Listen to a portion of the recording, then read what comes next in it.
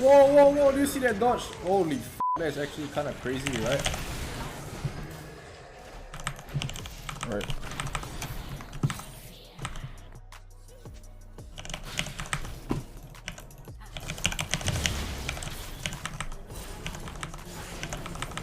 You should stop. Oh, what the f***? Then what was that? Oh, that's Victor.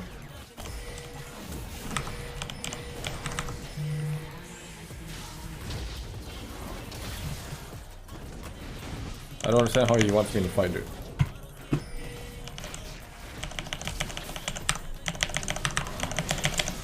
Alright.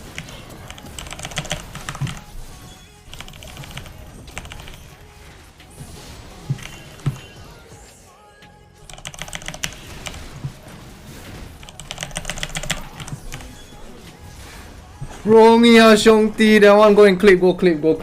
Put out the clips, everything, post on YouTube, go.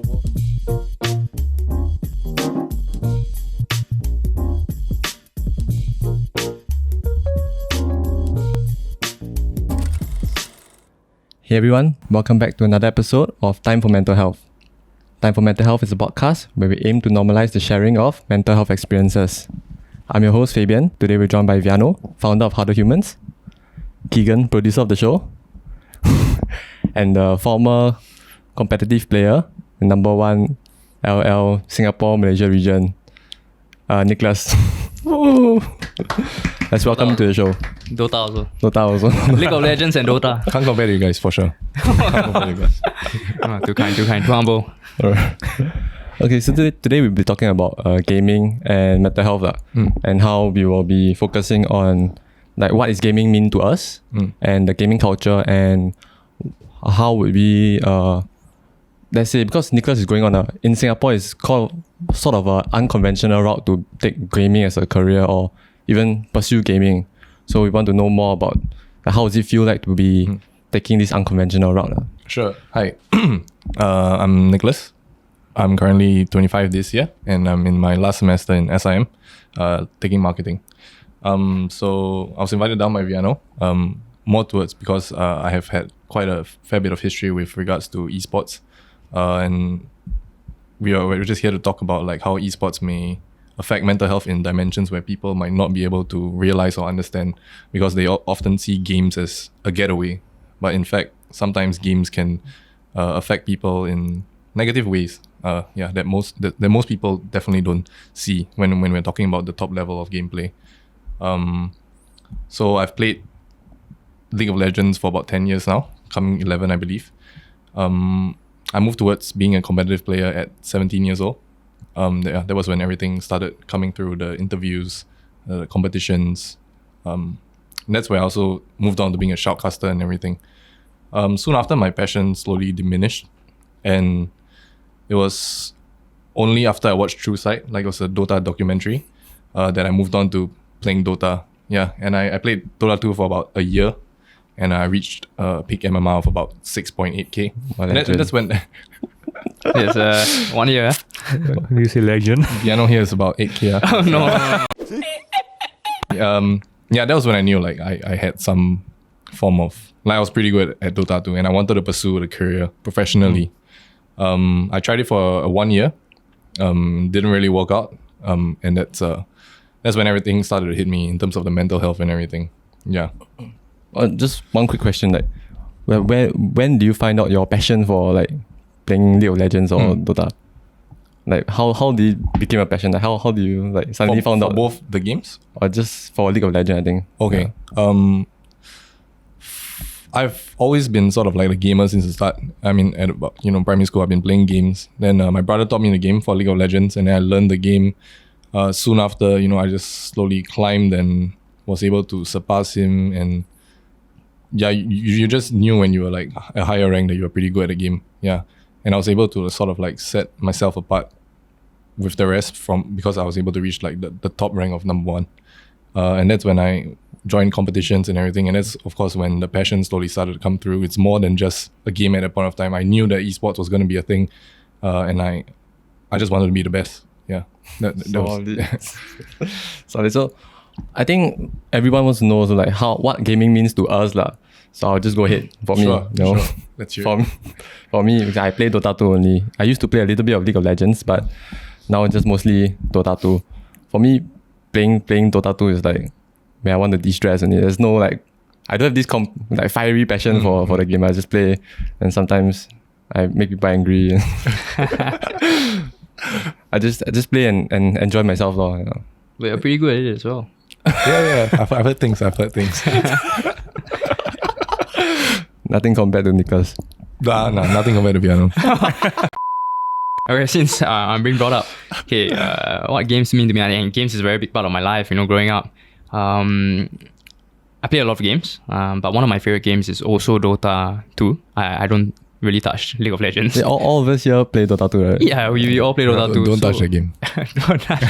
Keegan was saying that in the previous episodes, don't touch Dota 2. You know, there's a lot of it's things going on. It's a form of addiction. But I think what gaming means to me, it's I think I'm the opposite spectrum of Nicholas. I'm not really competitive at all. It's like a medium for me to chill out, to have fun, to meet new people. But the main reason is to enjoy this time with my friends. You know, get up to weird things, do funny stuff, and just de-stress. You know, alleviate that stress and just feel happy and just do all sorts of funny things. That's what gaming means to me. Just socializing and just having fun with friends. That's for me. Yeah. Linguistic class as well. we learn a lot of languages in Dota too. So yes, it's a good platform for that. Yep. For sure. But I think. But I'll let Keegan say his piece, then we'll go on to the ranks. I mean, gaming has always just been like a pastime for me. And of course, you play on like those multiplayer games, right? Or you try to be competitive, of course. So you are the competitive type of I'm player. quite competitive, but I don't have the skills to back it up. So so I try my best, but I don't succeed. So I mean, after playing a while, you know whether like you're cut out for it, you know. You're not. True. I mean, like, how many people love playing soccer, you know, like football, okay? Even if you love it, you got a passion for it, you just know that you just don't have the talent, you know. Right. That only the top, a very small percentage of people get to like pursue it as a career. So same situation, I guess. But that definitely does not mean that you quit playing the game. Oh no, I still love the game, but I wish I was better. Okay. Before I cut in, two questions. Yeah, the first one is obviously what has been mentioned before. So what are your ranks? Let's go with Dota since we all play Dota. So my rank is Ancient 4. It's average rank. Yeah, I recalibrated and I dropped to Ancient 2. So. But the highest that you have ever reached? Yeah, it's Ancient 4. Oh, legend. Keegan? Legend. Legend. Are you hinting at legend? Oh, I'm not saying the rank, but I got I think the highest I got was Ancient 1, which was recently after I decided to take the game a bit more seriously. Yeah, actually Keegan's getting better. Yeah. nice. Ancient 1 is lower than Ancient 4, right? Yeah, correct. Because League is the other way around. Yeah, League is the other way around. I think Nicholas we'll do the honors. Yeah, as I mentioned, my peak MMR was about 6.8k, so Immortal. So that's about top 900 in the server. Yeah. Okay. Then we save the best for last. Of course, we save the best for us always. Let's see. I haven't played Dota in a long time because I was in. Don't sugarcoat it. Yeah, I was in about 3 years. You know, I was in Australia, and the internet there was quite tough. So I didn't really touch Dota then. But I think back in Singapore, I think the first ever rank I calibrated at.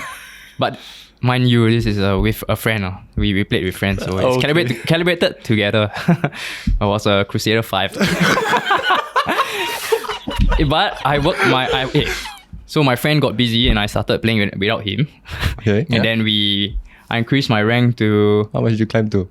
What's after Crusader? Archon. Oh no, I think we went legend. Was I ever legend? I think you were. You're a legend, right? Yeah, I was a legend. But like long time ago. Were we legend 1? I mean, we'll probably pull up the ranks over here somewhere, and you all can see. Viaano's face at the Archon. I never ever play solo queue. The only reason I play solo is actually there's no reason. I just play competitive with friends. Yeah. Competitive. Yeah, competitive with Dota. As in like rank Dota. Rank. This one is a different. It's an insult to you. Okay. Wait, another question. Name your top 3 favorite heroes in Dota. Top 3. Yeah, top 3. Wow, take some time. Okay, I'll go first. I like to play Hoodwink. Oh, that's new, man. I That's haven't new. even played that yet. I just God. love Hoodwink, man. Oh my god. Right. Hoodwink, Weaver, and mostly like the off-lane heroes. All the annoying shit. I think Clockwork. Yeah. Nice. Okay. Always good. Mm. I go next. Whereas I'll I think, shake I, think, her. I think everyone knows what I play. Yeah. Like there's a small pool of I'll shake heroes. her. Earthshaker, Mirana. Shit, I love a shaker. Earthshaker, Mirana, and what's the last one? Rubik, Earthshaker, Mirana, Enigma. You name- like the that's playmakers 4 already. you on want, one. Yeah, I always play those. Right, right. Those. I like the alties. Yeah. I like to make a difference, Yeah. but in those impactful moments, not over the period of the game. I don't like farming. Yeah, I support. Yeah, sorry. Okay, next. I think mine would probably be Ember. Ember, Morphling, AM. Wow, Yeah, yeah, I'm more I of carry. a carry position once. And yeah, Morphling definitely the most fun. You know, there's so much things you can do with him. So difficult to play. Yeah, man. I think mine quite similar to Viaano also. Like Earthshaker, Enigma, X, Magnus, all the Playmakers, yeah. big ultis.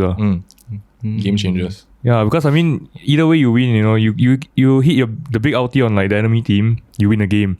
You miss it, right, you get all the tips, so it evens out. That's a good analogy. That's good. That's good. Or you can say that. Yeah. So move on to our next question. So I understand that you have been a former competitive player, right? Yep. So how does the gaming culture maybe in Singapore, how does it feel like? Like how do you? Oh. I also know you stream Twitch. And Yeah, a little stream- bit, but fair bit. But definitely, I play more than I stream. So as with most, actually no, probably more towards Singapore, right? Because there's definitely a stigma towards gaming. Gaming's bad. Yeah, I'm sure most of the Singaporean parents are against gaming. You know, mine especially. I've had timers set for me back when I was younger. You know, I can only play like 3 hours a day or something. My mom will put a password. I always try to find a way to unlock the password when she goes out and everything. I do skip tuition before to go to the LANs to play. All that was just because I was really just trying to pursue my passion. I knew I had something in me. But yeah, besides that, the esports infrastructure in Singapore, it's pretty bad compared to other countries. Okay, so we have army, national service, compulsory ones. So other countries don't have it. So for example, like most people pick at about 18 years old, 18 to 20 years old, right? But that's the time you have to go to army. So like you are literally set back from other people who don't have to go to army in terms of the training and the practice and everything. And then we have housing, which is very expensive here. So other countries, you can just rent a room, a gaming room, all your teammates. You rent a gaming room, play together and everything. But yeah, you can't do that in Singapore. There's no such Yeah, thing. I mean, only maybe like 1 or 2 teams can afford to do so if they are backed up by an organization. Right. But yeah, most of us, we just play at our own house, voice chat, and then we have to train like that. Whereas teams, they can come together in other countries and play together, and yeah, they learn much faster. And the dynamics are way more efficient and everything.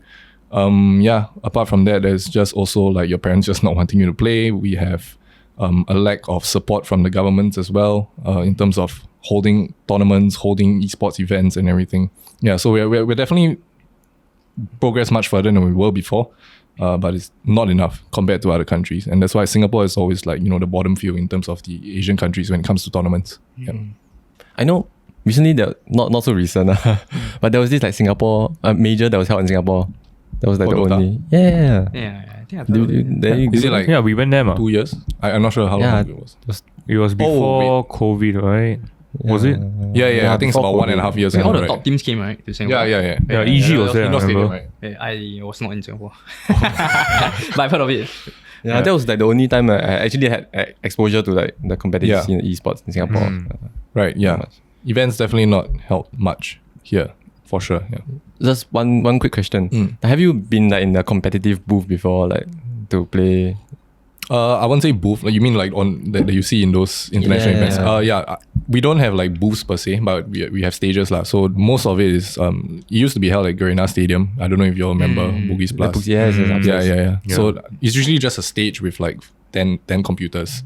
The more memorable ones for me would be at like Suntec City exhibition halls, as well as the skate ground theater as well as the upstairs one. Yeah, so it's you'll just be at the stage, there'll be an audience, and then there'll be like 10 PCs over there. No booths lah, but yeah, makes the cut. Nice. Yeah, it's fun So enough. there are spectators and you Yeah, can for hear sure. them cheering and stuff. Of course, yeah. And if It's someone really- gets angry and then they very shout at you. Who? From the opponent? Spectator, yeah. Or spectator Yeah. get angry? No. I've never encountered this Oh, before. right. It's more towards like teammates angry or something, or I'm angry at my teammates. Because international events is soundproof, right? Some like those kind of booths, right. huh? Yeah, Is it? I- have no idea. I'm not sure. Yeah. Actually, no, it's definitely not soundproof. You will hear the players say like, hey, you can hear the chanting and everything. But the headsets are the more important ones yeah, because yeah. as a player, you have to have a earpiece as And well as a headset. soundproof headset. Oh. Yeah, that's what they do. Okay, just another question. I don't know. This gaming intrigues me because I like Same, gaming. same. So, this is a question to Nicholas and to everyone else. Yeah. Is there any like role model you look up to in the gaming scene or try to emulate their play style or anything? Just a casual question. If there's none, it's okay. I used to not have one, but as of late, I do look up to Viaano a little. Yeah, that's a good Don't one. we But all? the two, you're too kind. No, I don't know. I think you guys can go first. Keegan, you can go first. I mean, Dobson. no. For me, I think it's Joax. Oh, okay. Yeah, because like the guy is just crazy good. I like him too. Short and sweet. Crazy good. Yeah, that's it. Very. For me, I don't have a player to look up to. But if it's one player that I always follow the meta, right? I don't know if it's okay to say it, but it's Emerald Bulldog. Hey, I think that's I see why your rank is like that already. There's one funny anecdote I can share about Emerald Bulldog. I used to, when I was younger, in my... You used to play with him. No, I not used to play with him. I used to watch his streams when I was a young teenager, very impulsive then, risky. I used to say some weird stuff on his stream, right? And he would get pissed off, and he did reply me a couple of times through the stream. But I don't want to say what it was. I'll just keep it. But we did have an interaction. Me and Emerald Bulldog. DM him for the details. Someone's gonna dig it out, right? No, but it was ages, man. I was young, but we're just having some casual banter, it was hilarious, man. I didn't expect Emerald Bulldog to even reply to me, Yeah. but it was funny. So you typed it in the chat. Yeah, I typed it in chat. I must have caught his eye. Yeah, it must have been so sick that you caught his eye. Let's not go into the details. Someone's gonna dig through all the vaults. It was banter. Okay. The person, I don't emulate anyone's plays or anything or follow anyone. Or I mean their play style or meta or whatever. But I do follow one esport player. I look up to him since I was young. In terms of what he's doing, what he's achieving. And I mean, we are coming for you. We want you on our podcast. Ice. Ice is Come on our show. Ice is a legend, and I follow him since I was a kid, man, and he's the best. I mean, the things that he's been doing. I mean, he's been on so many He's been on the international scene. He's widely known. I mean, for a Singaporean to achieve that level. I mean, Ice is Please come to our show. he's a legend. I respect him, man. I mean, I've been following your Facebook for a long time. Your Facebook page, so oh my god, Following you for a long time. yeah, man, solid. Okay. That was just a part that I needed since we're on the topic of gaming. Sure. Okay, go for it. So we have watched in Dota 2, there are like movies that came out like free to play and True Sight. I believe True Sight is for the international, which is like the most biggest competition in Dota 2. Every year gaming, it happens, actually. in gaming. Oh. Yeah, actually, yeah, it might be for gaming. Yeah. So when you see the players like when they win and when they lose, like when they really get that, they feel so negative, after a loss. Can you do you empathize with them, or can you empathize with how they feel? I don't think I'll be able to empathize with them on their level because they play in such a high level with tons of people watching them, way more than I've ever imagined. But one thing to note is that they are professional players. They do go through a lot of things behind the scene in terms of having their mental health trained by professionals and everything. You gotta know how to calm down in situations. Gotta not have your composure remain and not be tilted in most of these games. So they are really professional athletes in a sense. But when it comes to empathizing with them, I've had my fair share of defeats, fair share of losses. But I don't think, compared to their level, I have not had such, negative emotions before. Yeah. So the last question which we'll give to you is that how do you feel like your mental health has been impacted while going through this unconventional route in Singapore? Right. So my story is my story began, when, like I mentioned, at 17, started my career as a competitive player in League of Legends. So yeah, it diminished in terms of my passion because I realized, as I mentioned as well, that the infrastructure in Singapore is just quite poor compared to other countries. And apart from passion, sometimes you got to think about the money as well.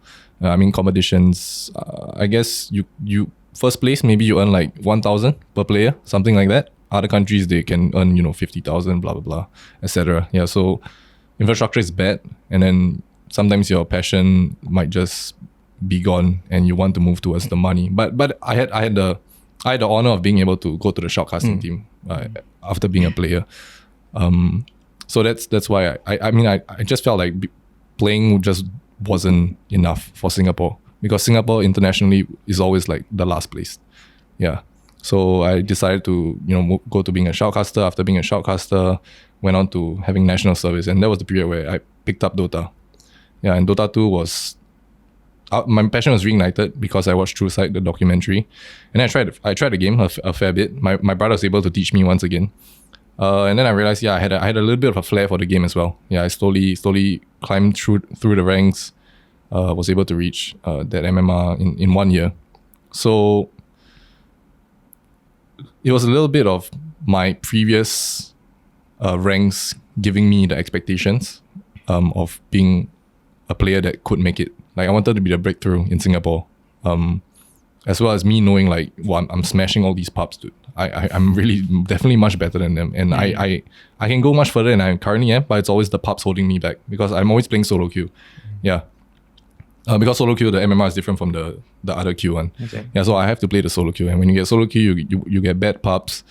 It's just game over. And Dota is a game where you can't surrender as compared to League, so you have to sit through the whole game if someone just destroy the items randomly. Yeah, there's so many things that just happens out of nowhere. Flashbacks for me. Yeah. So personally, I played like 16 hours a day.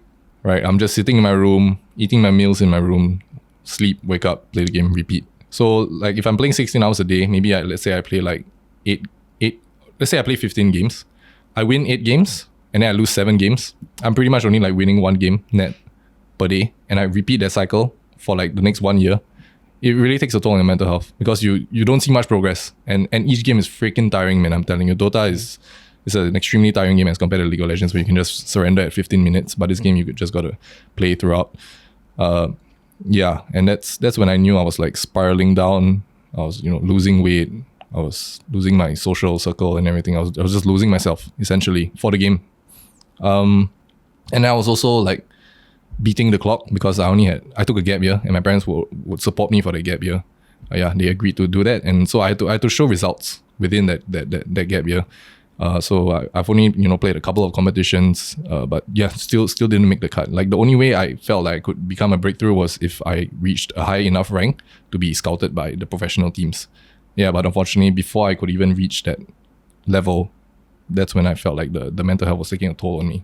Yeah, because it was just getting very extremely tiring every single day, playing so much, and just like some days I'd lose 3 games net, and then yeah, it's just very tiring. It's what most people can't see. I used to take the game as something to distress, as all of you here. Yeah, you guys take the game to distress and everything, but this one is, I take it. I mean, like my room felt like it was a very dark place. Yeah, my room was just a very sad place. My bed was a very sad place. Yeah, and it was also coupled with a breakup at a period of time. So yeah, it was quite sad. Yeah, it's quite sad. Yeah. So another part of the thing for me was that this alias of mind mess was such a huge part of me in my life. Right. This sort of, I wish it wasn't a chapter, but it's probably going to be a chapter. This chapter in my life let me meet people, shaped me the way who I am today. Yeah, brought me laughter, brought me friends. Yeah. And so I realized that, or rather I thought that at 23 years old was when I was pursuing the Dota 2 thing, that this mess alias of mine would probably be the last time where I can pursue this dream of going to be an esports player. Yeah, because like most probably, like if I don't make it, I probably just have to go uni, I have to start work, and then this whole thing would probably just like fade away, literally just fade away in thin air and nobody would even remember about it. Yeah, so that's why I just felt like this huge pressure for me to make it so that this part of me would stay with me forever, just this one last run. And that's what made it like very sad, when I was stagnant every day playing, knowing that I could be so much higher in terms of rank, but just that, I was pulled down by the rest of the players. And at the same time, your mind also starts to play games, like in terms of, you're stuck here. Are you sure it's your teammates or are you sure it's not you? They're just not good enough. And all these things just sort of like came together at once and started crashing down. Thanks for sharing. I think that is very no problem, very insightful. Thanks for being Really, open, really, for sharing such deep thoughts. I think it really gave us a look into the mind of a gamer in the competitive scene, especially in Singapore, and then compared to other countries.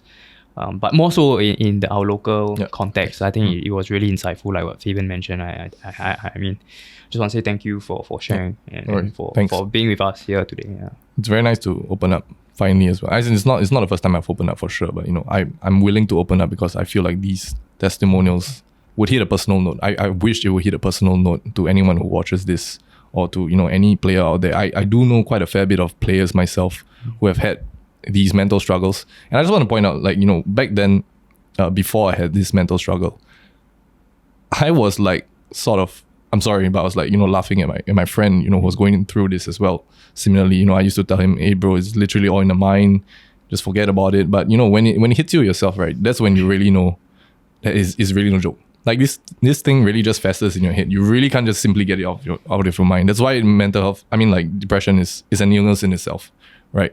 It's just something that plagues your mind, and you even if you wanted to, you really can't control it sometimes. Yeah. So I'd just like to bring a question to all four of us. Like, how will we then cope with our mental health experiences? In the context of gaming, or could be anything else. Mm-hmm. Could be from like life and everything. I think I can go first. Mm-hmm. Yeah. Well, in the context of gaming, for me, how I was able to sort of pull myself out. First of all, I lost feeling for the girl after we broke up. I was slowly, gradually able to lose feelings. And I was also, I knew I was going on a very, very downward spiral. And I guess just one day after, like having drinks with my friends, I just felt happy after that. And I told myself, like, it's time to put an end to this professional thing. Start taking the game more casually. And that was when, I was able to just stop having all these negative thoughts. Once I stopped pursuing this passion, unfortunately, it was very sad, but I was able to cope with it sort of in terms of just putting my mind and telling myself that I'm done with this. Yeah. Some of the ways I do try to cope with mental health in general, I think it's very important for someone to have an outlet in terms of escaping reality. Doesn't matter what it is. For me, it was gaming, of course. For some, it's yoga. For some, it's music. For some, it's swimming. Yeah, so I do hope that everyone finds an outlet for them to enjoy. Like, don't just work every day, come home, sleep. I feel like everybody should set aside some time for them to be able to forget about things once in a while and make yourself happy. Yeah, for me, that would be gymming, listening to music, hanging with friends, drinking. Yeah, the list goes on. But I do hope that everybody has something for themselves. Because, when I do talk to people, sometimes they just tell me, oh, I like to sleep, I watch Netflix, all this. I mean, it's fine. But I do hope that you pick up something that allows you to forget things once in a while. Yeah, I think that's very important. For me, I keep it simple. Exercise is kind of like, recently it's been my outlet for, okay, I'm not very strong, but it's recently been my outlet for like making myself feel better. I think it helps. Physical health and mental health. Yeah. When it comes to gaming, like, I think it's quite similar, because I have to remind myself, like, why am I even playing this game in the first place, For me, it's gaming is just like a medium or a platform for me to socialize with my friends. So there's no point like getting online, playing with your friends, and then getting angry because you lost this game because of this, or because of whatever reason that you can't control. I mean, you're here to have a good time. So I just need to constantly remind myself, like, not to take it too seriously. I mean, because you don't have to be a competitive player to take the game seriously. I know everyone is trying to improve on their own, but there's a point where, like, it's no longer productive. you're just like doing it out of habit already, you know, kind of. So, you have to grind this, grind that to get the MMR, increase the MMR, that kind of thing. But at one point, it's like, what's the point of doing that? If you're not having fun. So that's for me. Yeah. On that note, sorry, I think it's very important for gamers, especially casual gamers, especially to understand the objective of why you play. You know, if you're really there to play to just de-stress, have fun with your friends, then make sure you keep that in mind, because I do understand it's very easy and sort of like inevitable in a certain way when you start losing for your emotions to just overwhelm you, and everything happens to the best of us. We've all been there. But throughout the years, I've been able to sort of like cope with my emotions and understand that we really are just playing this game for fun. If you're a casual player, of course. Yeah, competitive is a completely different story. Definitely. So I think for myself, just on a short note, you know, in the same vein as Nicholas and Keegan, I use gaming as a platform to de-stress, to alleviate my stress, to have fun. So like what Nicholas has mentioned, it is an outlet, it's a medium for me to, you know, just take some time off of what is stressing me out, and just to have fun with friends, to socialize. It's that social factor that I believe very strongly in.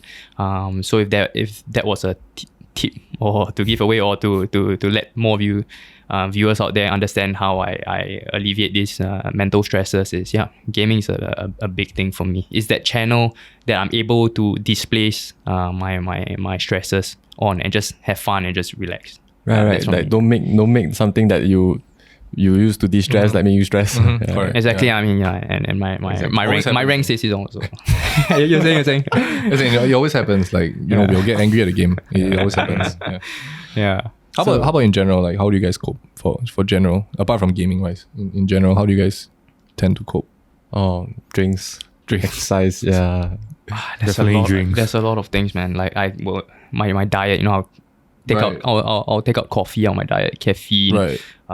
Introduce meditation. There's so many things, and that's the beauty of it. You know, everyone copes with their stresses, their mental health struggles differently. So to each his own. Yeah.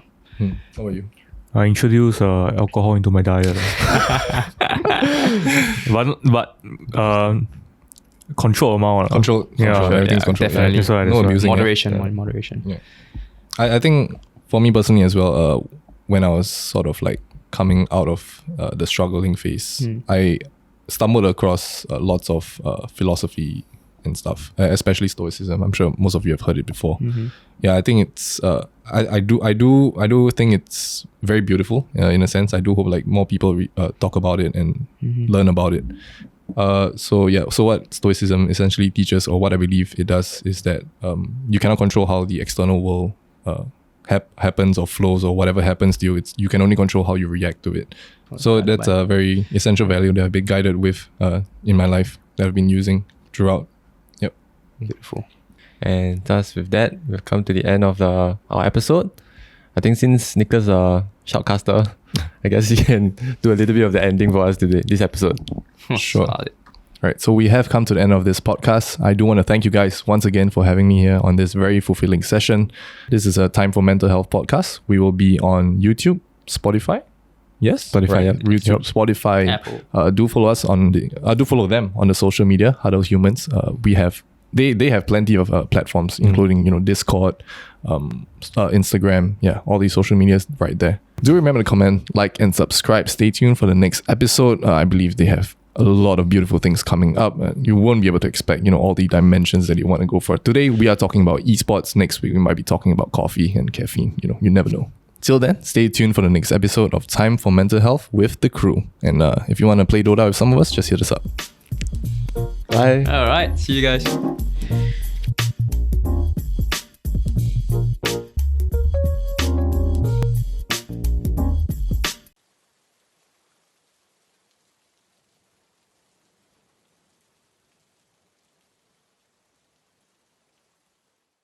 Oh, you wearing the Timecodes t-shirt?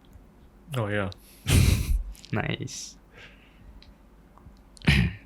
Realize it after 2.5 hours. I'm sorry, man.